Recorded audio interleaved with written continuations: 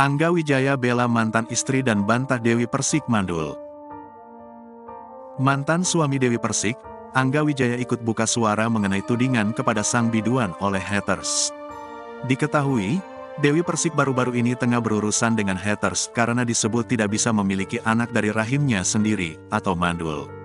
Angga Wijaya pun membantah jika mantan istrinya Dewi Persik mandul seperti tudingan haters. Dewi Persik atau DP kerap dituding tidak memiliki anak usai menikah sebanyak 3 kali. Kalau yang selama sama saya kan selalu periksa ke dokter kita sehat.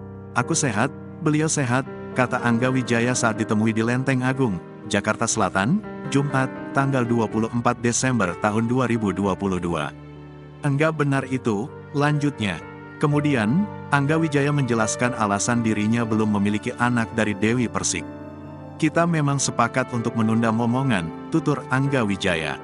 Diketahui Dewi Persik melaporkan haters ke Polres Depok, Jumat, tanggal 18 November tahun 2022. Ia melaporkan haters tersebut karena telah mencemari namanya dengan menyebut sang biduan mandul atau tidak bisa memiliki anak dari rahimnya.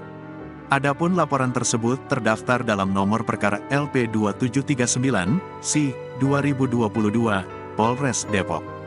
Namun sebelumnya Dewi Persik sempat melaporkan 3 akun Instagram yang mencemarkan nama baiknya di Polres Metro Jakarta Selatan. Meski telah memaafkan, Dewi Persik belum mencabut laporan terhadap haters berinisial MZ di Polres Depok, Jawa Barat.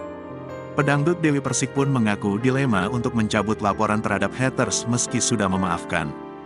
Dewi Persik mengaku tidak ingin para haters terus menyerangnya sehingga laporan polisi belum dicabut meski telah memaafkan haters.